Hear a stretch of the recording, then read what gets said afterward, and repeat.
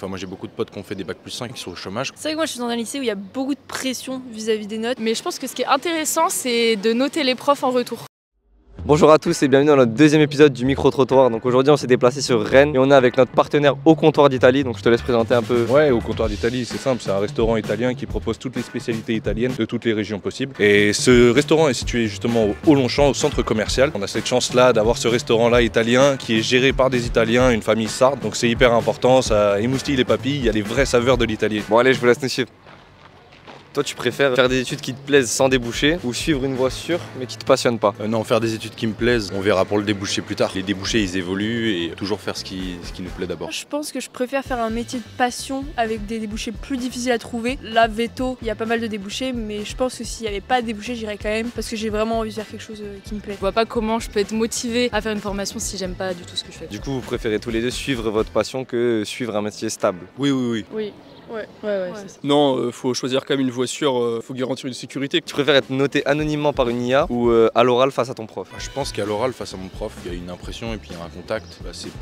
La critique est peut-être plus facile à prendre par un prof que par juste une intelligence artificielle. Moi je trouve que c'est toujours mieux d'être noté par un prof parce que bon, IA j'ai jamais fait, mais un prof ça reste quelqu'un d'humain donc qui peut peut-être comprendre certaines choses qu'une IA pourrait pas comprendre. Puis je pense qu'un prof, il y a tout le vécu parce que souvent les profs ils nous suivent tout au long de l'année, donc il me connaît, il sait là où j'ai peut-être plus de difficultés et tout, donc ouais je pense que je préfère un prof quand même. Tu préfères finir les cours à 20h et les commencer à 11h ou les commencer à 8h et les finir à 15h? Les commencer à 8h et finir à 15h. Moi, un entre deux. Je pense que je vais recommencer vers 9-10 heures et finir un tout petit peu plus tard. Je suis un lève-tard donc 20h, ouais c'est bien.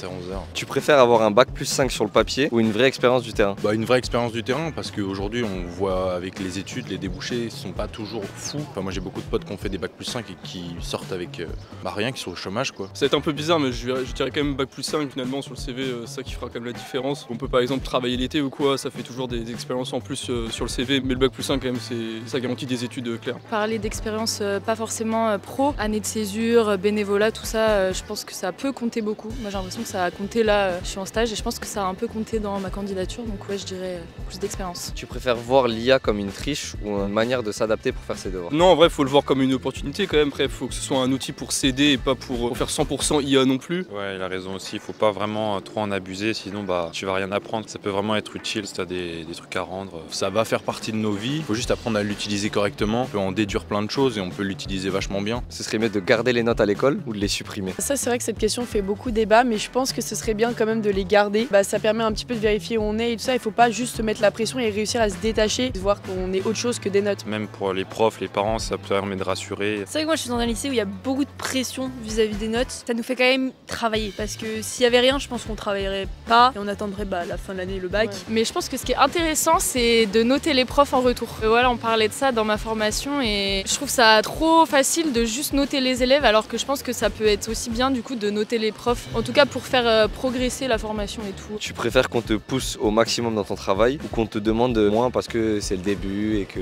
Toujours être poussé c'est important. Après faut toujours rester raisonnable et pas dégoûter la personne en face. Moi je pense que le temps d'adaptation il est important. Je pense qu'il faut pousser mais dans l'optique où à côté on est aussi accompagné. Il y a quelqu'un qui est là pour nous aider. Pousser mais dans le sens où on peut faire ce qu'on nous demande, pas un sens où c'est impossible et ça va juste provoquer du stress quoi. Je pense que de toute façon si t'es motivé tu te pousseras un peu toi-même dans ton travail. Après c'est bien d'être motivé par d'autres gens aussi mais je pense qu'il faut quand même laisser le temps de s'adapter à l'environnement. Tu préfères réussir très tôt ou prendre ton temps pour réussir ta vie? Réussir très tôt. Après prendre le temps aussi ça permet de mieux savourer la réussite, mais réussir très tôt aussi c'est bien. Bon, réussir très tôt forcément ce serait plus facile entre guillemets. Après plus c'est long, plus après la récompense elle est glorifiante si je puis dire. Quand on galère vraiment longtemps, après quand on réussit forcément ça fait quand même très plaisir. Je vais être méchant mais qu'est-ce que la réussite quoi? Qu'est-ce que j'allais dire, ça veut dire quoi réussir? Réussir très tôt, je pense que l'important c'est de réussir un jour dans sa vie. Le quand il n'est pas très important. Tu préfères rendre l'alternance obligatoire ou la réserver à ceux qui en font vraiment la demande? Peut-être plutôt rendre accessible l'alternance à plus de formations. Enfin, j'ai l'impression que c'est quand même quelque chose de plus basique dans les écoles de commerce ou dans les écoles privées par exemple. En tout cas, j'ai l'impression qu'à la fac, faire une alternance, c'est pas trop quoi. Donc peut-être, parce que je pense que c'est quand même une bonne expérience, peut-être l'ouvrir à un plus grand panel de possibilités quoi. Je vous laisse du coup passer au meilleur moment de la vidéo pour vous, les pizzas de notre partenaire du coup Au Comptoir d'Italie. Ouais, merci Lucas.